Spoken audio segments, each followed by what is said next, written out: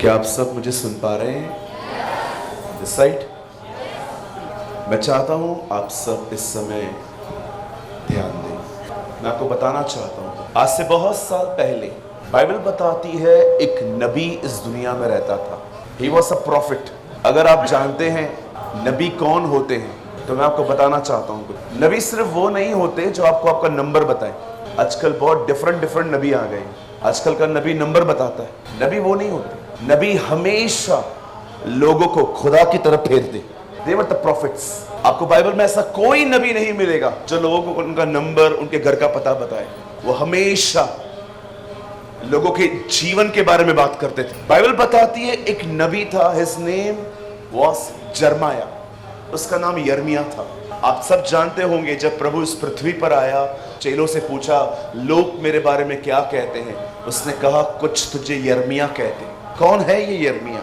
आप जानते हो पुराने नियम के इतिहास में जितना यर्मिया प्रभु के लोगों के लिए रोया है उतना शायद ही कभी कोई रोया होगा। अगर आप उसको कभी सामने देखते ना तो आपको उसकी आंखों से ही पता चल जाता ये रोकर आया है।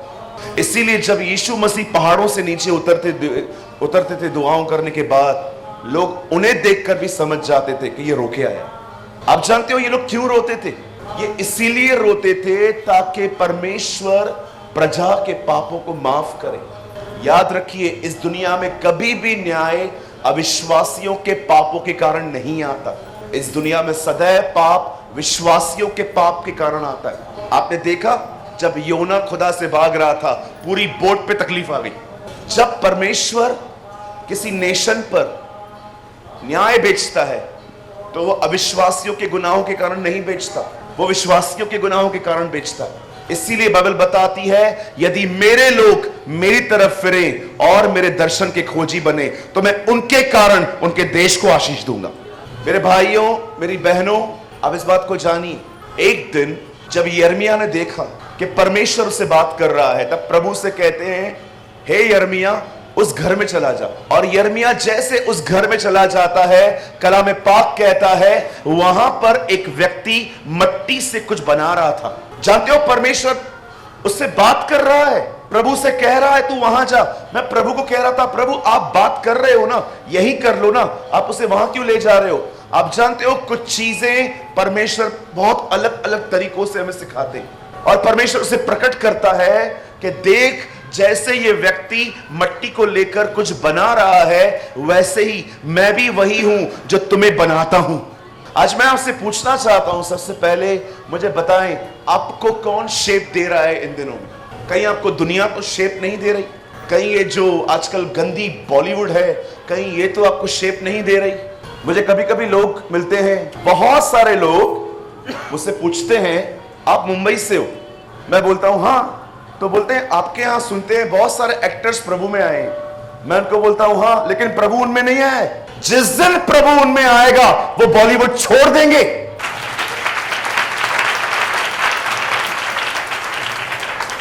कभी कभी लोग क्या करते जब इनको देखते ना वो हैरान हो जाते, अरे भैया भैया भैया। Whether you are crazy, I am not. My real hero is Jesus.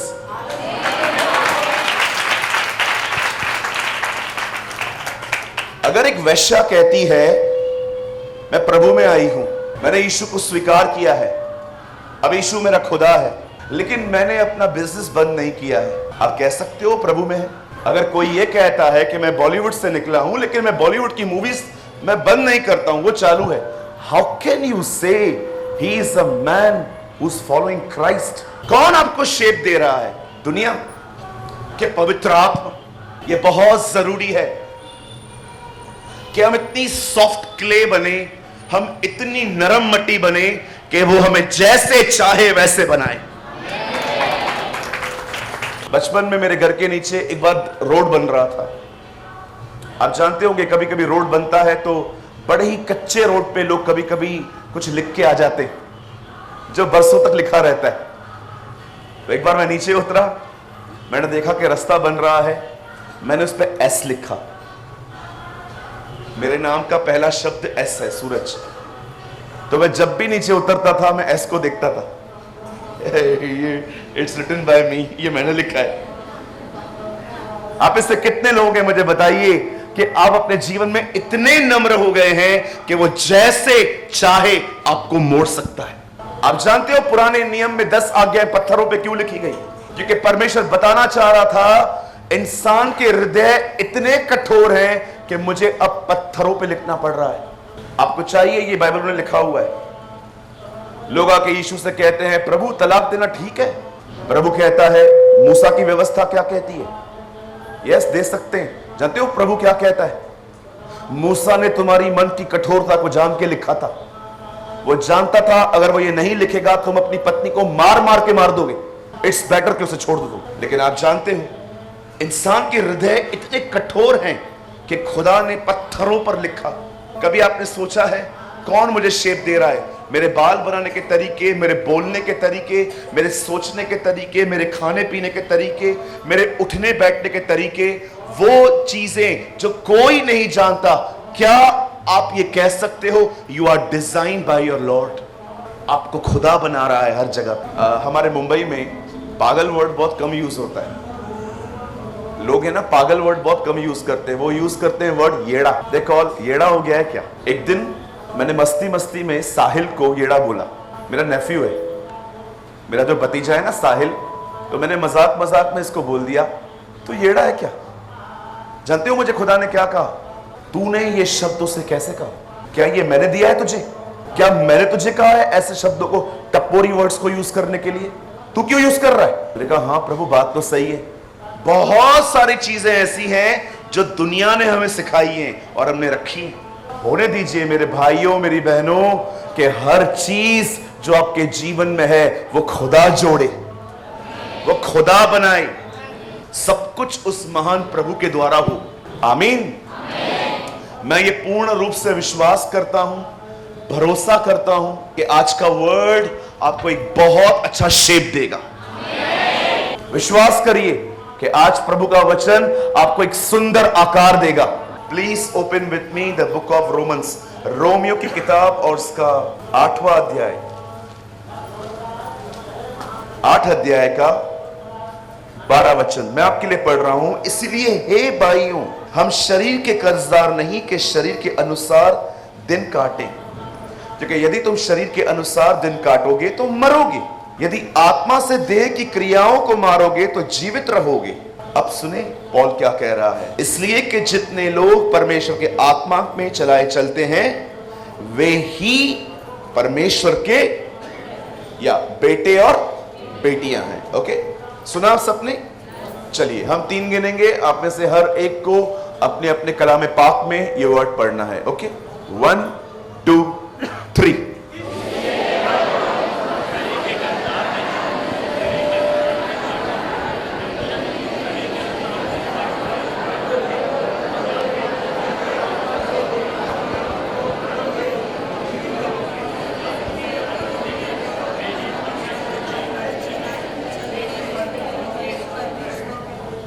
Okay, मैं कोशिश करूंगा मैं दोनों बाजू बात कर पाऊं, यहां भी वहां भी। Okay, it's a L type church, so हम भी एल टाइप घूमेंगे। ओके, सब ध्यान दीजिए। कभी आपने इस बारे में सोचा है कि आप अपने जीवन में कंटिन्यू हैप्पी क्यों नहीं रह पाते?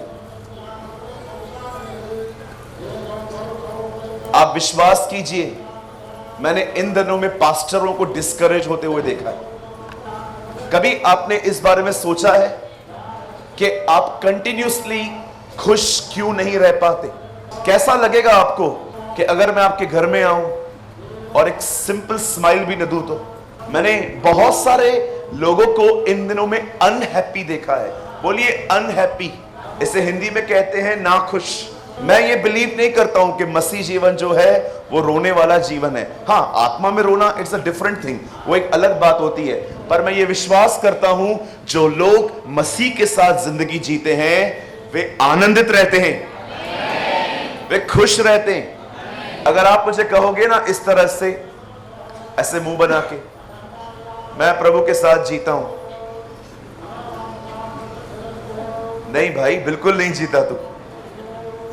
प्रभु के साथ लोग ऐसे नहीं जी सकते। ये कैसे हो सकता है कि आप प्रभु के साथ जिंदगी जी रहे हो और आप डिस्करेज हो? 2.5 महीना पहले मेरा एक एक्सीडेंट हुआ, मेरे उंगली के 3 टुकड़े हो गए थे अंदर, मुझे बहुत दर्द था, लेकिन मैं आपको सच कहता हूं, दर्द के साथ मैंने अपनी कभी खुशी नहीं खोई। I never lost my joy।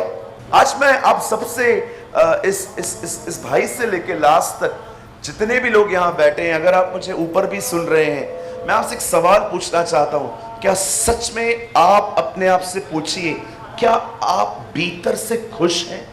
आप जानते हो आपके साथ रहकर लोग खुश क्यों नहीं है? क्योंकि आप खुश नहीं हो। क्योंकि बाइबल बताती है जो तुम्हारे पास है तुम लोगों को वही दे सकते हो।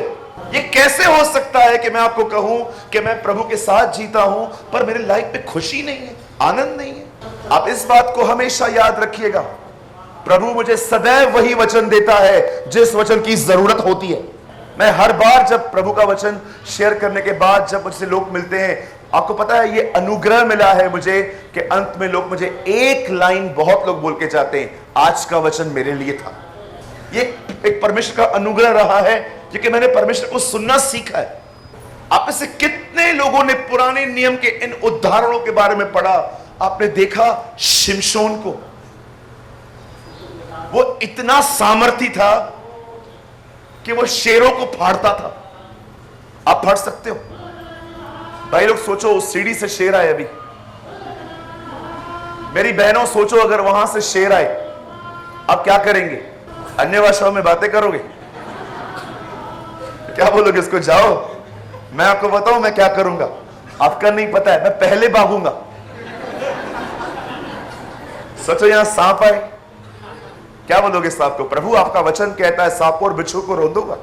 प्रभु बोलेगा भाग मूर्ख, मारेगा वो तुझे। अरे ये सब स्पिरिचुअल मीनिंग्स हैं। आपने कभी शिमशोन की जिंदगी देखी? आपको क्या लगता है वो बॉडी बिल्डर था? वो पतला दुबला व्यक्ति था। आप पढ़ के देखिए, वो लोग जो लोग उससे लड़ते थे वो हैरान थे, इसीलिए उन्होंने एक लड़की को हायर करके कहा कि जा पूछ के आ ये ऐसा कैसे हो जाता है। अगर कोई बॉडी बिल्डर है ऑलरेडी तो उससे पूछने की जरूरत ही क्या है कि तू, उसकी ताकत तो दिख रही है ना। वो ऐसा था ही नहीं, वो हमारी तरह था, दुबला पतला। आपने इस बात को देखा, शेरों को फाड़ता था पर लड़की के सामने लूपहोल्स खोलता था। एक तरफ इतना ताकतवर, दूसरी तरफ इतना कमजोर। लड़की ने बोला जानू, इसका मतलब क्या है जानू? नहीं जान, मैं तुझे नहीं बता सकता। मेरे भाइयों, जानू से दूर रहो, जान निकालेगी एक दिन तुम्हारा ये। और मेरी बहनों आप भी, हाँ, इनसे बचो। हर व्यक्ति जिसके पास बाइबल है जरूरी नहीं है कि वो खुदा का खादिम है, याद रखिएगा। There are so frauds people also in Christianity in these days। बहुत सारे फ्रॉड्स भी हैं आजकल, चिकनी चुपड़ी बातें करते हैं बाइबल स्टडी के नाम पे, फिर बाद में आपको कहीं ले जाएंगे। कितने अप एंड डाउन से ना उसके लाइफ में, कभी सामर्थी होता था, कभी लड़कियों के सामने लूप होल्स खोलता था। अरे भाई तू इतना ताकतवर व्यक्ति, तू शेर से लड़ पाता है, इसके सामने अपने आप को चुप नहीं कर पाता। आपने पौलुस को देखा, उसने किसी शेर को नहीं फाड़ा, लेकिन वो कहता है मैं एक व्यक्ति को जानता हूं जो स्वर्ग से होकर आया है। उसने वहां पर कुछ ऐसी बातें देखी और उसके वहां पर जाते हुए 14 साल हो गए। बाइबल बताती है पौल ने कोई शेर नहीं फाड़ा था, लेकिन वो 14 साल चुप रहा था। आत्मा में जीने वाले लोग भले शेर न फाड़े पर वो शांत रहना जानते। Oh this is amazing. भले ही उसने शेर नहीं फाड़ा, लेकिन स्वर्ग। आज मुझे बताइए, अगर खुदा आज रात आपको 2 मिनट के लिए स्वर्ग जाए, आप तो कल से किताबें लिखोगे, मैं स्वर्ग गया, मैंने वहां ये देखा, मैंने वहां देखा। और मोस्ट ऑफ लोग जानते हैं, ये नहीं बताना चाहेंगे कि स्वर्ग में क्या है, वो ये बताना चाहें मैं गया। इतना झूठ बोलते हैं कुछ लोग, इतना झूठ बोलते हैं, मैं इधर, मैं उधर, मैं उधर, सिर्फ मैं। भेड़ के अंदर एक स्वभाव है, उसके सामने किसी और को काट दीजिए, 1 इंच पीछे नहीं हटती है, वो उधर ही खड़ी रहती है। ये इसका स्वभाव है, वो बलिदान के लिए तैयार होती है। हमें प्रभु ने भेड़ कहा है ताकि हम सब बलिदान के लिए तैयार हो। आप जानते हो, ये तो एक बता रहा हूं, दूसरा बताता हूं। देखो इसकी लाइफ में कितने अप एंड डाउन्स थे। इसने कभी अपनी वाइफ को नहीं कहा था तू खूबसूरत है, लेकिन जब इसके जान के ऊपर आई, बाइबल बताती है इब्राहिम और सारा एक जगह पे गए। इब्राहिम को वहां पता चलता है कि यहां पर एक राजा है जो खूबसूरत औरतों को ले लेता है और उनके पतियों के कत्ल करवाता है। और जानते हो, वो जानता था एक ही यहां पर है जो मुझे बचा सकता है, वो खुद सारा है। और सारा के पास जाके कहता है, सारा तू तो बड़ी खूबसूरत है। मैं सोचता हूं उसने वो बोलती होगी, इतने साल से तो तू मुझे कभी बोलता नहीं था, अचानक क्यों? अच्छा सारा सुनना, हम लोग है ना अभी कहां जाएंगे, वहां का राजा तुझे पकड़ेगा। जब वो तुझे पकड़ ले और कहे ना ये बुड्ढा कौन है, तो बोलना मैं तेरा भाई हूं, मुझे बचा लेना। आप पढ़ के देखिए, आपको पुराने नियम के लोगों को आप पढ़ के देखिए, कितने अप एंड डाउन्स थे उनके लाइफ में। वो कभी बहुत खुश रहते थे, कभी बहुत दुखी होते थे, कभी सच बोलते थे, कभी झूठ बोलते थे, कभी क्या होते थे, कभी क्या होते थे। आपने गिदोन के बारे में पढ़ा, गिदोन की तलवार, यहोवा की तलवार, सुना आपने? आपको पता है उसका अंत कैसा हुआ? हॉरिबल, डरावना। उसने मरने से पहले प्रजा को बुला के कहा, मैंने तुम्हें इतने साल सेवा की है, चलो अपना अपना सोना मुझे दो। आप बिलीव करते हो ये गिदोन का अंत था? आपने सुलेमान को देखा? हमारी बाइबल में ना जंगों का जिक्र है, जंग का। आपने देखा होगा दाऊद लड़ता था, यहोशापात लड़ता था। और आपको मैं बताना चाहता हूं, एक सुलेमान ही था जिसके बारे में आप पढ़ के देखो, जो कभी कोई जंग लड़ने नहीं गया। आप कभी नहीं पढ़ोगे उसके बारे में कि वो कभी कोई जंग लड़ने के लिए गया। दाऊद ने पाप किया, उसके पास नातान आया। शाऊल ने पाप किया, उसके पास सैमुएल आया। सुलेमान ने पाप किया, उसके पास कोई नहीं आया। क्यों? उसने वो सारे रास्ते बंद किए थे जहां से भी वचन आता था। आपको पता है, बाइबल पढ़ के देखिए आप, एक ही बार वो अपने जीवन में प्रभु के मंदिर में गया, इनॉग्रेशन डे, लास्ट डे, जिस दिन वो मंदिर में गया उसका आखिरी दिन था। उसके बाद वो कभी नहीं गया। आज मैं आपसे पूछना चाहता हूं, कहीं आपकी जिंदगी भी तो ऐसे नहीं चल रही है? Up down, up down, up down, कभी बहुत खुश, कभी दुखी, कभी बहुत आज्ञा पालन, तो कभी घटिया तरीके से पाप करना। क्यों हो रहा है हमारे साथ ये सब? आपने हमारे प्रभु को देखा कभी इस तरह जिंदगी जीते हुए अप डाउन्स में? कभी नहीं देखोगे। बाइबल बताती है तुम्हारा फल बना रहे। मेरे बाप की महिमा इसी से होती है ताकि तुम्हारा फल बना रहे, कंटिन्यू रहे तुम्हारी बातें। मैं आपको अपनी गवाही बताता हूं, दिस इज माई टेस्टिमनी। आप मुझे कभी बैड मूड्स में नहीं देखोगे, नेवर। आप मुझे कभी भी दुखी नहीं देखोगे, आप मुझे कभी भी इस तरह बैठे हुए नहीं देखोगे। क्या हुआ भैया, जा यहां से। ये मेरी गवाही है। मैं बहुत कम डिस्करेज होता हूं, और यही एक कारण है कि मैं पाप से भी इसी वजह से बच जाता हूं, क्योंकि मोस्ट ऑफ टाइम पाप तब करते हैं लोग जब वो दुखी होते हैं। इसीलिए कई बार वो अपने चेलों को ये नहीं कहता था कि पाप मत करो, वो कई बार उन्हें ये कहता था, डरो मत, don't be afraid, fear not. क्योंकि वो जानता है जब आप दुखी होते हो तब ही आप कुछ गलत करते हो। कभी आपने सुना है कोई व्यक्ति आपको मिला हंसते हंसते, कहां जा रहा है, किसी को मारने जा रहा है? कभी आपको मिले? कभी नहीं मिलेंगे आप।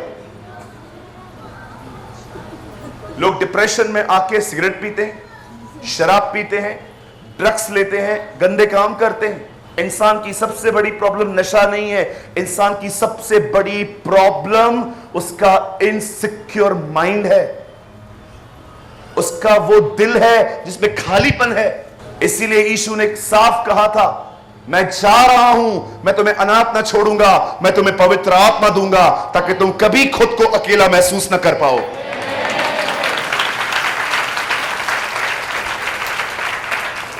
जब परमेश्वर एक व्यक्ति को अपने आत्मा से भर देता है तो यह मत सोचिए कि सिर्फ वो हिल हिल के गिर जाएगा। याद रखिए, पवित्र आत्मा से भरे हुए लोगों में यह एहसास होता है कि वो अकेले नहीं है, उनका एक बाप है जो स्वर्ग में है। They constantly live in the spirit. अगर आप अपने लाइफ में 24/7 खुश रहना चाहते हो तो आज मैं आपको आने वाला सिर्फ आधा घंटा कुछ बताना चाहता हूं। मैं 2015 से लेकर 2022 इन 7 सालों में बहुत बार बीमार पड़ा हूं। So many times I use medications, मैंने दवाइयां यूज की, मैंने डॉक्टर बदले, मेरे स्टमक में कुछ प्रॉब्लम था, मैंने किसी को कभी कुछ नहीं बताया, मैंने किसी से कोई मदद भी नहीं मांगी, मैं चुपचाप से प्रभु के सामने जाता था। इवन मैं आपको बताऊं, मेरी चर्च ने मेरी चंगाई के बाद ये बात जानी, मेरी चर्च को मैंने हीलिंग की खबर दी, बीमार रहने की नहीं। मेरी कलीसिया ने मेरी इस तकलीफ के बारे में लगभग मेरे ठीक होने के बाद जाना। मैंने उनको शेयर किया कि मैं कहां से गुजर रहा था। और आप जानते हो, मेरे स्टमक प्रॉब्लम की वजह से मेरा माइंड बहुत डिस्टर्ब रहता था, क्योंकि मैं सेवा करने में मुझे बड़ी तकलीफ होती थी। वे ऐसे दिन थे जब मैंने बहुत कुछ लर्न किया। आप याद रखिए, अगर आप ये सोचते हो कि सब कुछ ठीक हो जाएगा तब मैं खुश रहूंगा, आप एक गलत रास्ते पर हो। कई बार परमेश्वर तकलीफों को ठीक नहीं करते, पर वो आपको खुश रहना सिखा देते हैं, वो आपको हैप्पी रखना सिखा देते हैं। अगर आपको लगता है कल आपकी सांस बदल जाएगी, आपकी बहू बदल जाएगी, आपके लोग बदल जाएंगे, उसके बाद आप खुश रहोगे, तो मुझे बताइए आप कितने साल वेट करेंगे इन चीजों का? आपने हमारे प्रभु को देखा, वो तूफानों में सोया था। आज की जनरेशन को अगर आप कहोगे ना, अगर तू यीशु के साथ बोट में होता और यीशु सोया था और यीशु उठा, उससे तूफान को शांत किया, बता बेटा इन दोनों में से क्या सीखना चाहता है? तूफान को शांत करना कि सोना? 99% लोग बोलेंगे तूफान को शांत करना। मैं आपको बताना चाहता हूं, मुझे तूफान को शांत करने में कोई इंटरेस्ट नहीं है। मैं तूफानों में सोना चाहता हूं, क्योंकि मुझे पता है ये तूफान जाएगा, इसके बाद दूसरा भी आने वाला है। जीवन भर तूफानों को ही शांत करता रहूं। एक बार बहुत बारिश हुई, मेरे एक दोस्त ने कहा एलिया ने बारिश रुकाई थी। मैंने कहा चल अपन भी रुकाते हैं। हमने खड़े होकर कहा ए बारिश रुक जा, विश्वास कीजिए प्रभु मेरा गवाह है, बारिश बढ़ गई। मुझे प्रभु ने कहा तुम सब बस प्रार्थना करते रहो, बारिश ना हो, बारिश ना हो, और किसान बेचारा कर्जे में डूबे। आजकल विश्वासी बहुत डिफरेंट प्रेयर्स करते। तमिल में कर्नाटक में मेरे एक दोस्त रहते, वो कर्नाटक के सीरियल में काम करते। एक दिन उन्होंने मुझे कॉल किया, मुझे बोला ब्रदर मैंने नया सीरियल बनाया है, क्या प्रार्थना करेगा कि सीरियल अच्छा जाए? मैंने बोला मैं नहीं करेगा। क्यों नहीं करेगा जी? हमने बोला क्योंकि ये खुदा का काम नहीं है जी। क्या प्रार्थना करूं? सीरियल देखे लोग बर्बाद हुए हैं। आज भी आप औरतों के बालों को देखो, सब वहीं से सीख के आती हैं। पहले बाल नीचे गिरते थे, अभी ऊपर उठते। ये कहां से आया जूड़ा? मुझे एक बात बताइए, अगर एक पानी में से एक लड़की निकलती है, उसने गंदे कपड़े पहने हुए हैं और बाहर निकल के कहती है अंबुजा सीमेंट, इस सीमेंट में जान है। अरे तू क्यों कर रही है? फिर किसी भाई को बनवाना, तू क्यों आई है?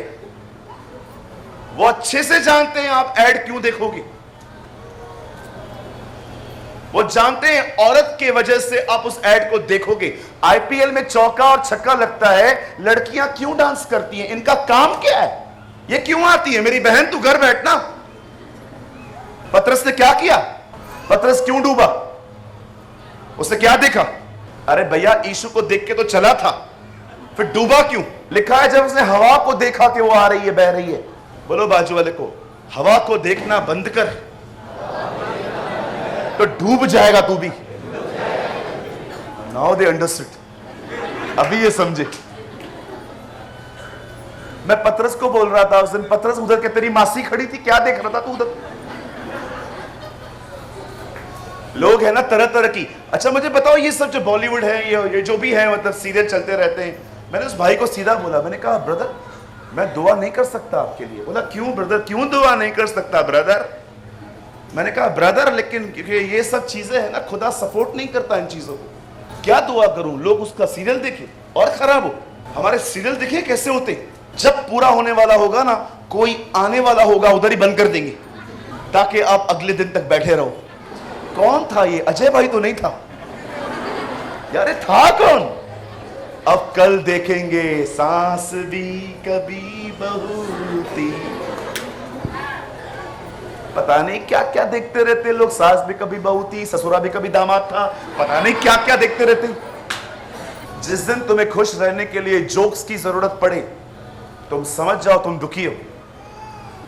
How can you be a joyful person? आप एक आनंदित व्यक्ति कैसे बन सकते हो? पौलुस यहां पर एक बात रोमियो को कहता है, तुम शरीर के कर्जदार नहीं हो, तुम्हारे ऊपर शरीर का कोई कर्जा नहीं है, तुम्हें पवित्र आत्मा में जिंदगी जीनी चाहिए। आप जानते हो आप दुखी क्यों हो? क्योंकि आप खुद से जुड़े हुए हो। That is a problem. भावनाएं कहती हैं, फीलिंग्स कहती हैं मैं अकेला हूं, मेरे साथ कोई नहीं है, पर विश्वास कहता है खुदा मेरे साथ है। हम किससे जुड़े हैं? आपकी खुशी आपके जुड़ने के सोर्स से जुड़ी हुई है। आप जिसके साथ जी रहे हो वही आपका स्तोत्र है। पौल 8 अध्याय रोमियो में लिखता है, तुम शरीर के कर्जदार नहीं हो, तुम्हें शरीर के अनुसार जिंदगी नहीं जीनी चाहिए, तुम पवित्र आत्मा में जियो, क्योंकि आत्मा में चलने वाले लोग ही उसके बेटे और बेटियां कहलाए जाएंगे। ये आप इस बात को जानिए, परमेश्वर ने आपको अपना पवित्र आत्मा जानते क्यों दिया है? ताकि वो आपको आपसे छुड़ाए। इसीलिए उसने आपको आत्मा दिया है। 90% मसीह लोग आज अपने आप से जुड़े हुए हैं, अपनी भावनाओं को परमेश्वर की अगुवाई समझते हैं। एक दिन परमेश्वर का वचन इब्राहिम के पास पहुंचता है। परमेश्वर इब्राहिम को कहता है, हे इब्राहिम, अपना घर छोड़ और उस जगह पे चला जा जो जगह मैं तुझे देने वाला हूं। बाइबल बताती है, कलाम पाक कहता है, इब्राहिम जानता भी नहीं था तो भी निकल पड़ा। और जब वो निकल पड़ा, एक ऐसी जगह पे आया, तब प्रभु से कहता है, हे इब्राहिम, अब जहां तक देख सकता है देख, ये जगह मैंने तुझे दे दी है। आप जानते हो परमेश्वर ने उसे साफ कह दिया था ये जगह तेरी है, लेकिन कुछ समय के बाद उस जगह पे अकाल आया और जानते हो क्या हुआ? बाइबल बताती है इब्राहिम वहां से आगे बढ़ गया। क्यों आगे बढ़ा? क्योंकि इब्राहिम को ऐसा लगा कि यहां पर अनाज नहीं मिलेगा मुझे खाने के लिए, अगर मैं आगे जाऊंगा तो मुझे वहां पर अनाज मिलेगा। और जानते हो वो आगे बढ़ा, उसे क्या मिला? मिस्र। मिस्र एक शहर है जिसे संसार भी कहा जाता है। आप हमेशा याद रखिएगा, परमेश्वर ने आपको संसार से निकाला है, पर अब परमेश्वर चाहता है कि वो आप में से भी संसार निकाले। This is a will of God. ये परमेश्वर की मर्जी है।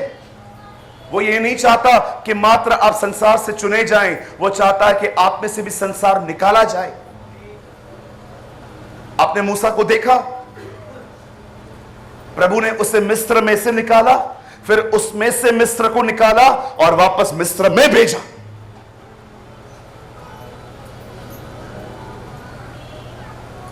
खुदा कई बार आपको दुनिया से निकालता है, दुनिया को निकालता है फिर आपके अंदर, फिर उसी दुनिया में भेजता है ताकि आप दुनिया को दिखा सके वो कौन है।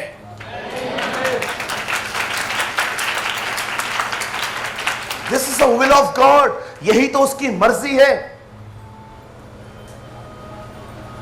मूर्ख बनाए गए हैं हम लोग इन दिनों में, ये सुन सुन के तुम्हें ये मिलेगा, तुम्हें वो मिलेगा, तुम्हें ये मिलेगा। पर बाइबल बताती है उसने तुम्हें इसीलिए चुना है ताकि तुम इस संसार में ये बता सको कि खुदा है कौन।